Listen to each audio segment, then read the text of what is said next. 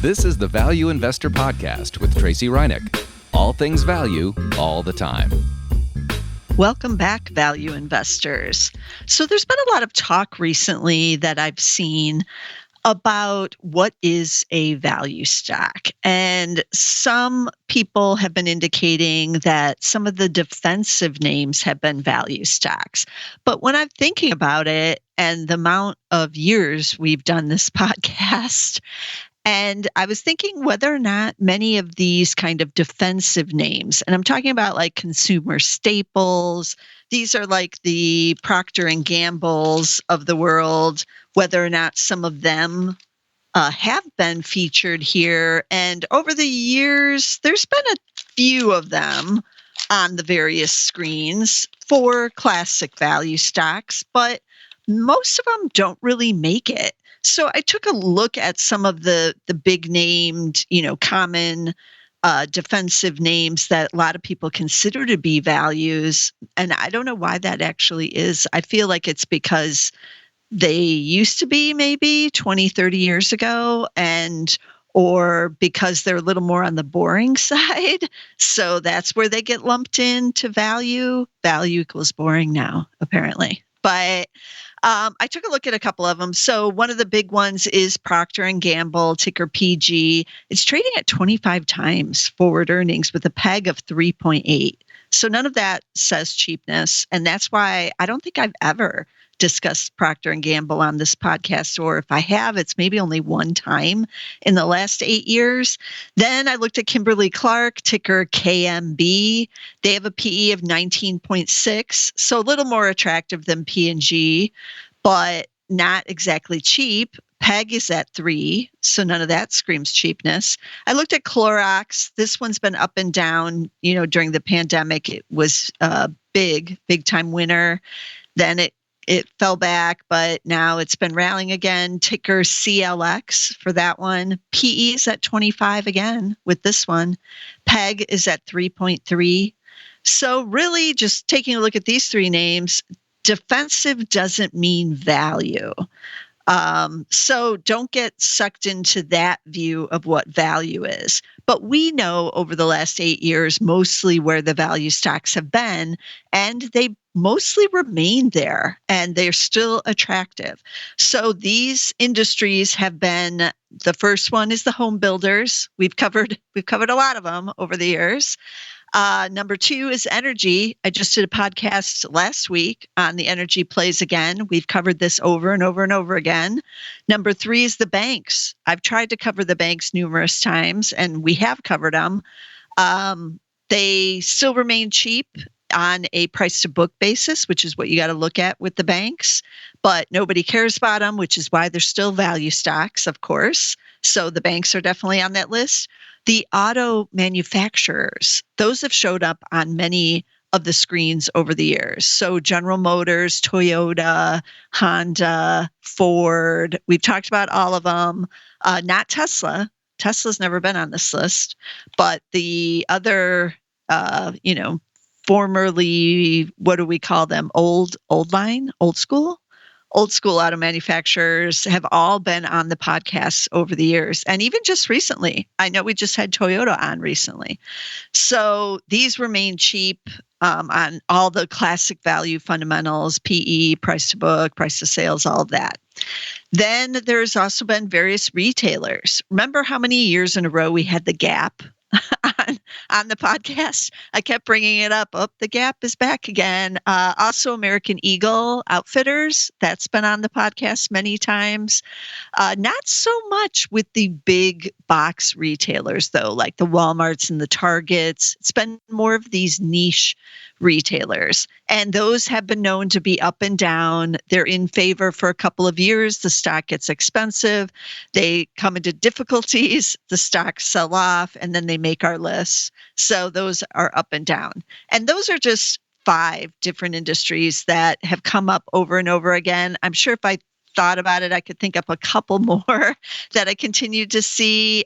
We could probably add Chinese stocks on here now. I tend to avoid those on the podcast because I'm not really a big fan, but we have had stocks and companies like JD.com has been featured recently because some of them have just gotten too cheap. They're in multi-year sell-offs, and the fundamentals that we know of have gotten pretty juicy now on some of those Chinese stocks. So I'm sure they are going to continue to show up on my screens for, through 2024 into 2025. And so they're kind of on here too.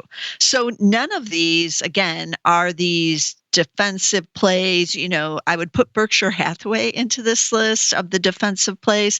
Berkshire isn't cheap here either, but it gets kind of lumped in with value because it's Warren Buffett. And why wouldn't it be a value? But it really isn't and hasn't been for quite some time.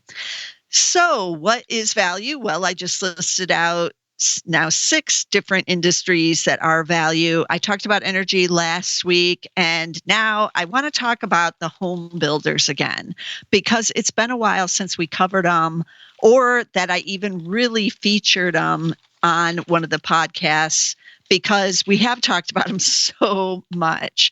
And so I know all of you get tired of it. Yeah, we know about the home builders, Tracey, but now the Fed is cutting. And as I'm recording this, we found out they've cut 50 basis points now to start the cutting cycle. That goes directly to mortgage rates for the most part. The 10-year has already fallen in anticipation of these cuts. So we already have the lowest mortgage rates in the last year. They still are kind of hovering right around 6, but once we get below 6 into the 5s, it becomes even more attractive to buy a house. I saw someone talking about the difference between having a 8% mortgage rate on a $400,000 mortgage versus, I think it was 6% or 599 or something they were looking at. And that home buyer literally can save over $700 a month just on their mortgage payment. So this is huge for the home builders because now more people can afford to come out and buy a home. But it's also huge for the economy because while rising rates are like a tax on home buyers, basically, because you have to pay more to get that mortgage, now it becomes kind of like a tax cut, kind of like falling gas prices do too. You suddenly have more money every month. And that's great for the economy because then you'll go out and spend that extra $700 a month on something else.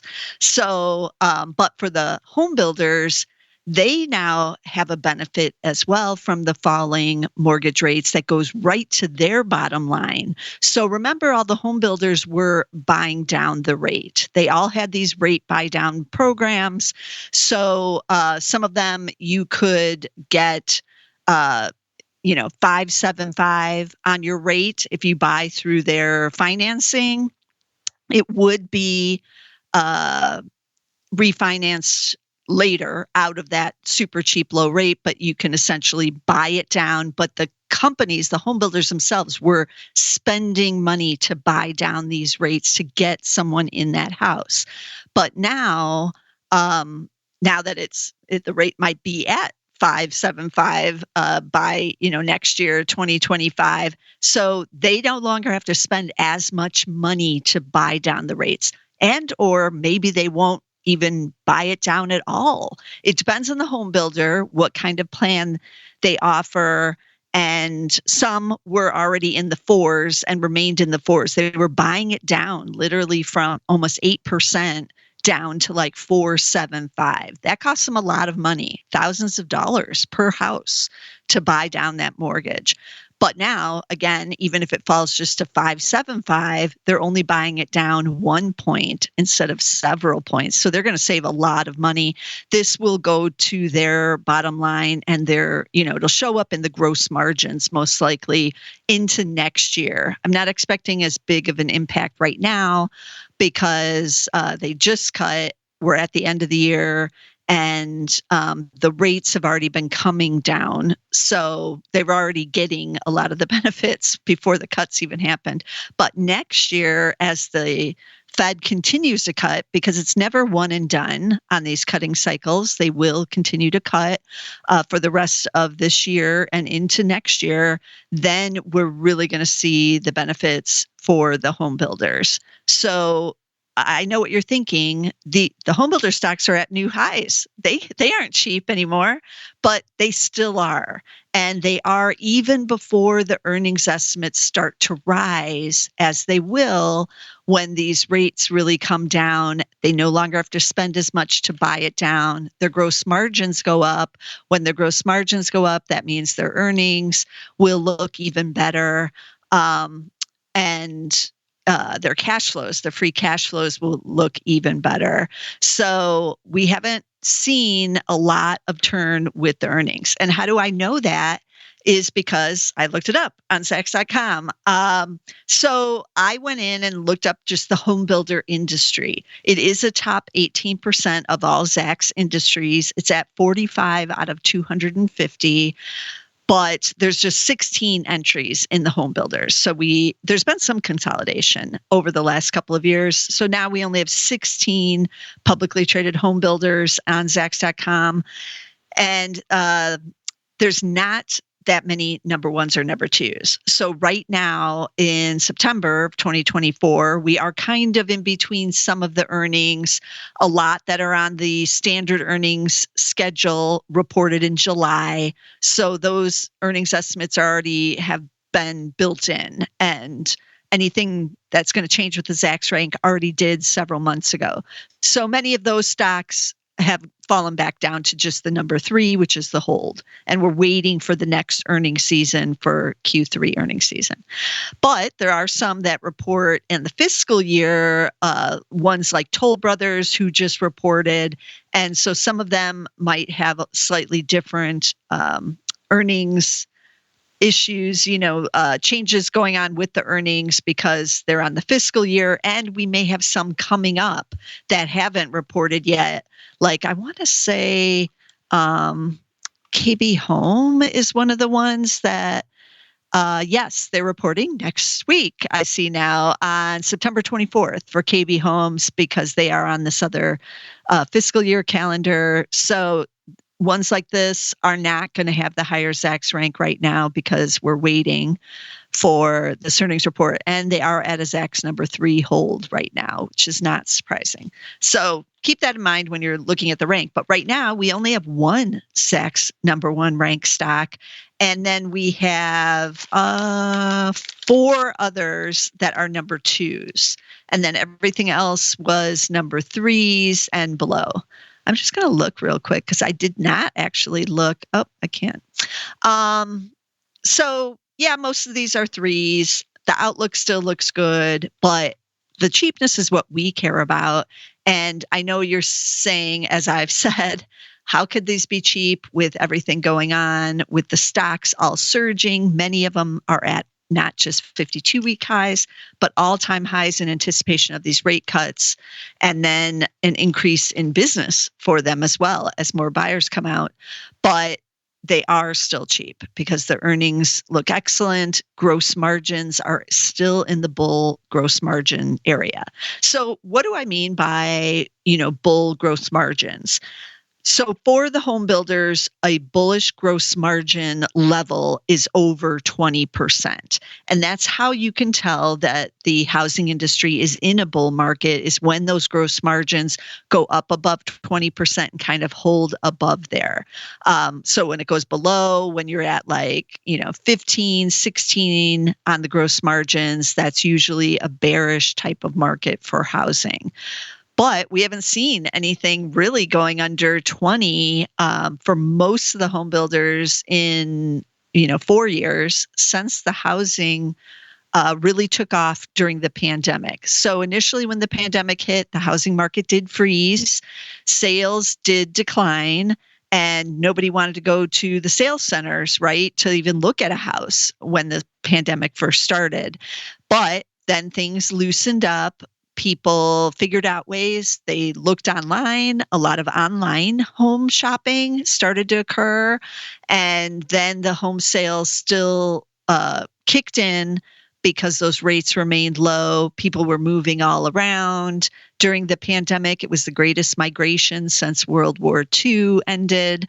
And so, as we know, it was red hot. By 2021, they were at record sales. They couldn't keep up. Remember, they couldn't get the garage doors in. Like, things were bad with the supply chain. But then the Fed started raising rates. And when they raised the rates, the mortgage rates went up. Mortgage rates above even 6% really crushed the housing market, and sales were down at all the home builders and in existing home sales, even 30 to 40%. But the home builders were able to keep their high gross margins throughout this period, which was testament to just really how tight the inventory was and the lack of existing homes coming on the market, which is their number one competitor. So when we didn't have many existing homes, if you wanted to buy a new house, you had to buy new. You had to go to the home builders because they were the only ones with actual product out there. And that remains somewhat true here in 2024, but some markets have really cooled off with these higher mortgage rates, like Texas, Florida, Boise, Idaho. And so the inventory has started to build in some of those cities in those states. And so you're seeing more competition now in some of the states. So it really is a community by community basis issue with the home builders. All of these big publicly traded home builders are in multiple states. They're in multiple cities. They have many hundreds of communities across the country. Everything is different in each one. And they'll tell you that if you listen on the conference calls. Some states are kind of moving in the same direction. Some are, it varies by city. So it really is a kind of complex story, but overall, when you look at their overall numbers on gross margins, they are still killing it on that area. Prices haven't really come down that much. They are spending the money to buy down the rates, and then other incentives like in the design studio, they're giving more incentive to buy the house. They're saying, we'll give you a $50,000 upgrade package, or we'll buy down your mortgage rates. So people can choose one versus the other. But as those rates come down, now we're going to see more people in the market. And I do think things are really going to pick up. So I will be tuning into the KB Home conference call because they're going to be one of the first to report and tell us what is happening now that the Fed has cut and those mortgage rates have come down, what's happening on the sales front at their communities. So let's take a look at 5 of these home builders. Just how cheap are they? Is it too late to get in? I've been thinking, it might be too late for quite some time, but I've been adding some of them to my value investor portfolio. We added Pulte Homes a couple months ago, and it was already had this huge run up and was near its highs, or it was doing well when we added it, but it was still cheap on all the fundamental levels, and the shares have continued to rally since we bought it. So I still like this group. I would still be a buyer here on any weakness, but right now none of these stocks are weak because they were anticipating the Fed rate cut. So let's jump into the stocks because I know that's what you all are here for and what you care about. So I just took the Zacks number 1 rank and the number 2s and looked at those. I also did look at Toll Brothers, which is the number 3 that I mentioned earlier. I do own it in Zacks Value Investor portfolio. It is the only publicly traded luxury home builder where their average price of their home is like $1 million. So it's worth it to take a look and see what's going on with them, because if anyone's going to be hit hard by higher mortgage rates, you'd think it would be them, but that's not what happened. So they also give a good indication on what's happening with the consumer out there. And we've had more layoffs. And so that's going to impact housing. The 2 key components for any of the home builders are mortgage rates and unemployment. And mortgage rates went up, and now they're going to spike back down. but unemployment was very low and now is starting to rise. So it's a two-tier thing, and the home builders have to keep up and keep on top of both tiers to have like the perfect market conditions. So we're not quite there. We're not at the Goldilocks market conditions, but these stocks are still cheap enough. Okay, so let's dive in. First one out of the gate is, let's start with the number one. I almost like kind of skipped this one because I didn't know it. And I was like, I thought it was maybe mislabeled in the home building industry, which sometimes happens on Zacks.com. It was like in some area of home building, but not like a pure home builder, but I was wrong. So the company is Century Communities, ticker CCS. C is in Charles, C is in Charles, S is in Sam. This is the number one rank. And they describe themselves as one of the nation's largest home builders. They build under Century Communities and Century Complete brands. They are now a top 5 builder in Houston. They recently announced that. They have been acquiring some of the smaller local builders that have been having a real hard time competing with the rates this high. They can't do the share buy downs in the same manner as these bigger home builders who can. They do, they have the balance sheets to be able to buy them down, and the smaller guys do not. So that's how they're growing. And second quarter gross margins, the adjusted gross margins were 24%. Net new contracts were up 20% year over year in Q2. And this is before any of the rate cuts, and the rates have come down. So what does it look like on their fundamentals? PE is at 9.8. Market cap of 3.3. So I was kind of confused. I'm like, one of the nation's largest home builders. I was expecting like a 10 billion market cap for some reason. And it's only 3.3, which turns out to be the smallest of the ones I'm going to talk about today on a market cap basis. But still, $1 billion home builder is quite large, because most home builders are of, the local variety where they're only building a couple homes at once, or that kind of thing, or like a smaller communities of like 10 or 20 homes. So $1 billion is a big deal. And yes, so they do fit into that category. 1 year on the stock, 1 year stock is up 55%. It is trading at the highs right now. But like I said, fundamentals are there. PE of 9.8, price to sales of just 0.8, price to book of 1.3. These are all value fundamentals. They do pay a dividend. It's yielding 1%. And yeah, they build on the affordable side. So affordable home builders should see a nice boost from the decline of the mortgage rates for sure. So Century Communities, CCS is their ticker, and they're the only Zacks number one rank right now. Okay, then let's just look at the number twos. So we'll go down the list. The first one is MI Homes. Its ticker M as in Mary, H as in Harry, O, MHO, and 4.6 billion market cap. PE of 8.4, price to book of 1.7. Price to sales of 1.1. So price to sales a little bit above what we normally look for, but that's dirt cheap as well. It's right around 1. So we're basically paying just a little over $1 for those $1 of revenue.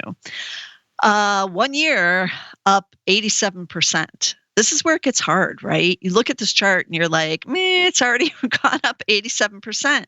But look at those PEs, look at all of that. Now, I would say this could be a value trap, right?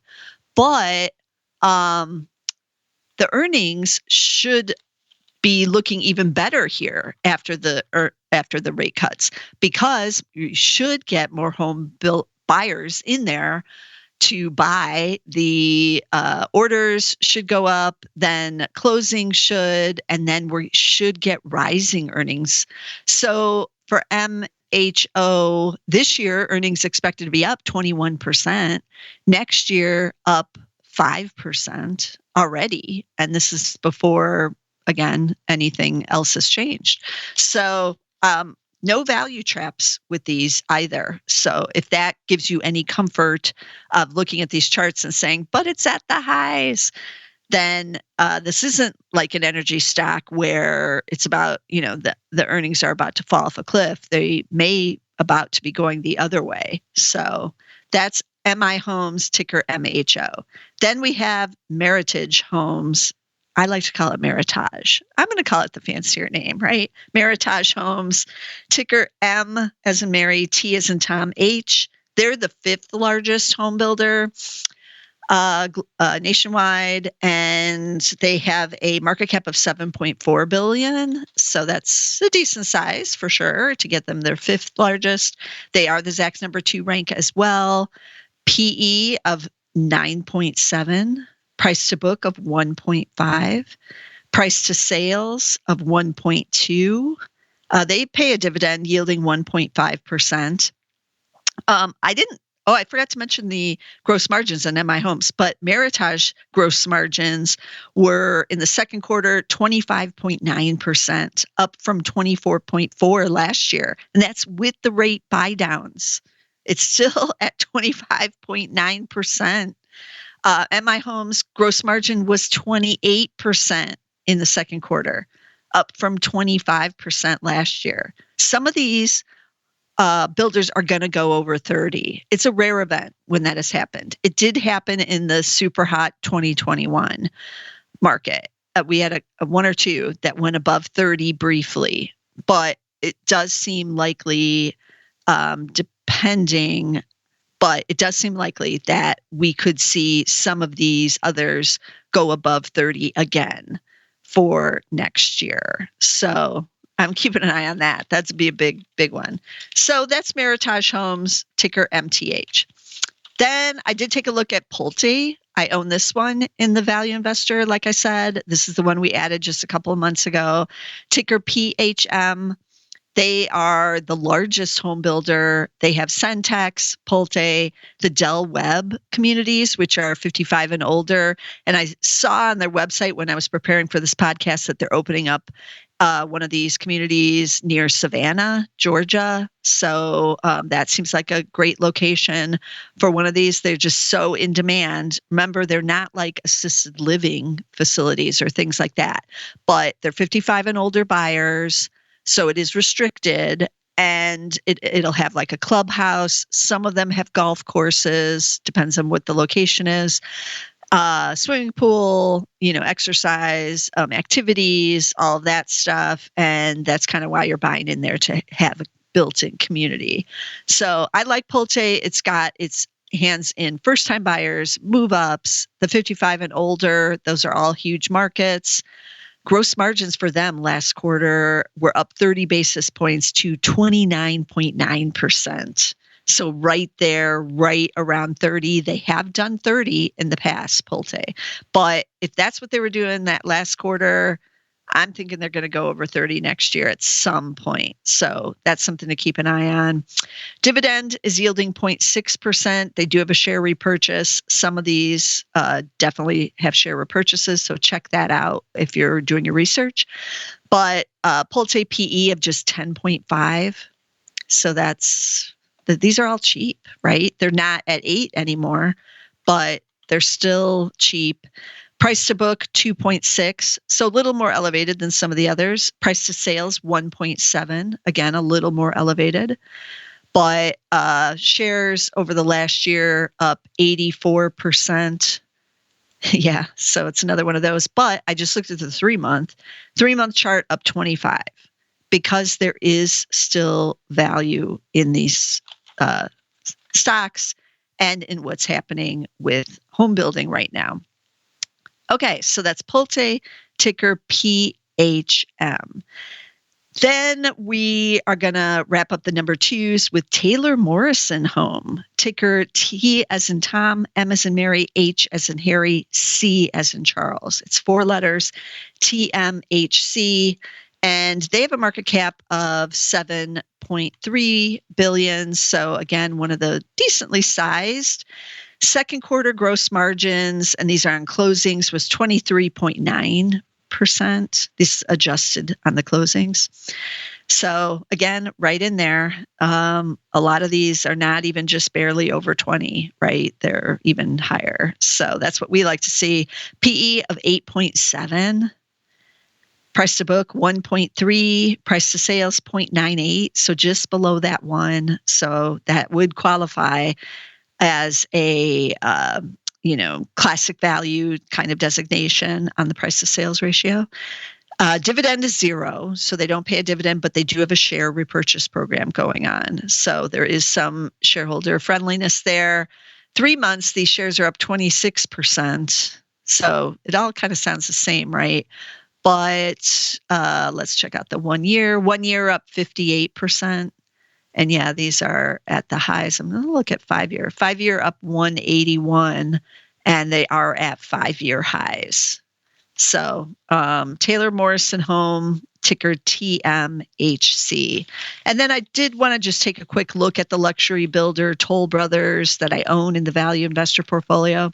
It's ticker TOL, T as in Tom, O, L as in Larry. And they are number 3 right now. PE of 10.4, price to book 2.1, price to sales 1.4. So a little pricier on price to sales. Market cap of 15.2 billion. So on the bigger side compared to all these other ones, except Pulte, which is the biggest. Dividend 0.6%. And then third quarter adjusted gross margin was 27.4, but that is down from 27.8 last year, but still very elevated for Toll Brothers, the luxury builder. And how could that be if they have to pay down such a big amount on some of these mortgages? Well, historically, they've had 20% of their buyers buy in all cash. So none of those people are buying down any mortgage. But this last quarter, it was actually at 28%, even though the average home price is about $1 million from Toll Brothers. So even more than the historical norm are paying all cash, probably because they don't want to deal with those higher mortgage rates. It's not a deal to take out a mortgage right now. So if you've got the cash to do it, why not use it instead of seeing that big hit? It'll be interesting to see if that changes going forward as those mortgage rates come down. But right now, 28% are doing the mortgage. And of those doing a mortgage, it's a big percentage down. They're not just putting down 20% to get in the home. It's averaging 31% of the purchase price to get in the home for Toll Brothers. So they're in kind of their own universe out there. They are building a lot of spec homes, and that could get some people nervous, right? Those of us who remember 2008 and those years, they had too much inventory on their balance sheets. They were building way too many spec homes as people were buying them and flipping them as investors, and then they were stuck with them when the market turned.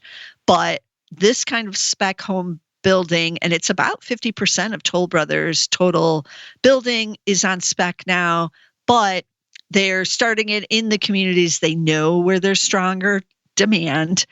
And then a lot of people are still buying not when the house is completed, but a couple of months before completion, because they are looking to get into a house right away. They don't want to wait 6 months to a year to get in something. So they'll go to the communities, look and see what's under construction, what is being built right now, and then purchase one of those homes that's already started. Now, if you buy it a couple of months ahead of time, you still have time to customize. You can still pick out your finishes, things like that. Even the finishes almost right up to the end. You might be able to do some other customization in the floor plan and whatnot if you're still a couple of months out, or, put in an outdoor grill somewhere that might not be in the initial floor plan, stuff like that. So they did say a lot of buyers are still customizing, but they're just getting into the house and into the contract closer to the completion than, totally before the construction even begins. So that's Toll Brothers, ticker TOL for that one. So I know you're asking, well, these all sound kind of the same. What's the difference? The charts all kind of look the same. They're all up like 50% to 80% in the last year. They're trading at their new all-time highs and certainly 5-year highs. But all of them are, breaking out. They're all cheap. What's the difference? Well, it does depend on, do you want to buy a luxury builder like Toll? Do you want to be in certain parts of the country where maybe demand might be stronger or they're going to be able to charge more for the houses? Do you want to avoid a home builder that has a lot of exposure, as Century Communities did, which says it's now a top 5 Houston builder? Maybe you don't want to be in Houston.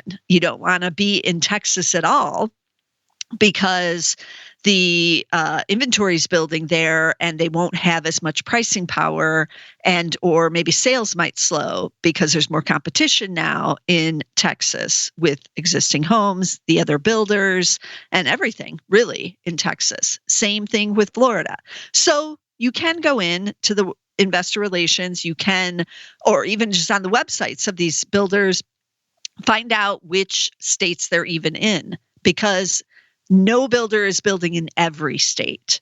And I think you might be surprised where they are. I think Pulte's in 29 states, and they're the largest. That's an enormous number of states. So Pulte, pretty much you're getting exposure everywhere. Some of these others are much more regional. And then some markets have just kind of been abandoned because they weren't good for the last 15 years. And I would say a lot of that is in the Midwest. A lot of the Midwest markets do not have as many national home builders. If you look up in Wisconsin, I was surprised. I kind of went up there and I was like, okay, what about Lennar? I looked at Pulte. I even looked at Toll Brothers to see if there's any luxury being built near Milwaukee. The economy is good up there, and a lot of young people moving to Milwaukee right now, but there weren't a lot of the national home builders up in Wisconsin at all. So there are a few here or there, some building near Madison and whatnot, but you'd be surprised comparatively to what's happening in Texas cities, Florida cities, the Carolinas are red hot, Georgia, the Southeast and the South are still really, really hot. So keep that in mind when you're looking at these. And then maybe it's because you know something about some of these builders, and that's why you're choosing to buy those specific ones. I do like Toll Brothers here because I do like the luxury market, especially with those baby boomers. A lot of their buyers are baby boomers who are finally buying that custom home that they always wanted. And stock market's at all-time highs. They have the firepower with the stock market and their stock portfolio to buy a new house. So I kind of like the combination of Toll, but again, many of these home builders are doing fantastic right now. They're on the right path. And you can't really go wrong with many of them here. So know the ones you know. Maybe look around your own communities. Who's building there? Maybe even pop into one of those sales centers, see how busy it is, ask some questions. Listen in on the conference calls. That's always key for any of these. But I still expect the home builders to be hot going into next year. We're a month or two really still away from the hope cycle. And that is where everybody is hoping for a good spring. And then the stocks start to rally in anticipation of the spring. Now, this year, it's a little bit weirder because of the rate cuts. And so it's throwing a little wrench into the hope cycle that we normally get. And it could be we're actually getting the hope cycle a little earlier than we normally would, which would be like November, December is usually when the stocks start to rally, because the home builders start giving some guidance for what they think will happen next year. And people start to get anticipation of good things happening, especially if the job market remains, pretty solid. If the job market slows further and quicker than the hope cycle could be bearish, could be negative, and we could see these stocks falling into next spring. But for right now, still bullish. And so the hope of a good spring is still there and still starting a little early. So we normally would see the stocks rally if the spring is going to be good, or people think it is, in, like I said, November, December. They'll rally January, February, or until the next earnings report. Then if the home builders are like, yes, we are seeing strong sales already, over this part, and we're not even at the prime spring yet, then stocks will rally some more until early summer. And then they usually peter out and even decline a bit over the summer as the spring buying season ends. But we'll see. We'll see this time around. During the pandemic, there was really no cycle because people were buying all the time. So even the home builders themselves are like, well, there was really no spring season, no hope cycle, because everyone was just buying. But we have seen some return to normalization on housing. And so it does feel like, the stocks were kind of waiting a bit. But again, now they are pricing in these rate cuts. And so that's a whole nother factor that we normally don't see, but it is going to impact the home builders. So let me recap the stock tickers I talked about. So there was Century Communities. It's the only number one right now, and its ticker C as in Charles, S as in Sam. We had MI Homes, ticker MHO. We had Meritage, or Meritage, as I call it, ticker MTH. Then we had Pulte, the largest home builder, P as in Paul, H as in Harry, M as in Mary, PHM. Then we had Taylor Morrison Homes, ticker T as in Tom, M as in Mary, H, C as in Charles, TMHC. For that one, it's 4 letters. And then we finished up with Toll Brothers, a luxury builder. That is T as in Tom, O, L as in Larry. So just 3 letters on that one. TOL is the ticker. And as always, I aim to bring you value stocks every week. We've had some hot ones. Well, not hot on the stock charts last week with energy, but those were dirt cheap and remain dirt cheap. And now we have the home builders, truly are hot on the charts, but also still very, very cheap on the home builders. I'm liking both areas. I would be buyers of both here. Add to your positions if you own some. And we'll see for the home builders over the next couple of months what develops. Also look for any kind of pullbacks on both industries, energy or home builders. Energy is getting a little bit of a bounce off of the lows from last week when I did that podcast, but still remains cheap. The home builders, no pullback yet, but we will see as we get some of these earnings reports rolling in over the next couple of weeks on these fiscal. And be sure to tune in for KB Homes on September 24th as they will be reporting. So again, as always, I'm bringing you all the value stocks every week. Be sure to subscribe on Apple, on our YouTube channel. It's Zach's Podcasts over there to get the podcasts. It's a separate channel from our normal YouTube channel. It only has the podcasts, but it's easy to subscribe. You get them all. You get ETF, Spotlight, and other goodies over there. But be sure to get us somewhere, and I'll see you again next week with some more value stocks.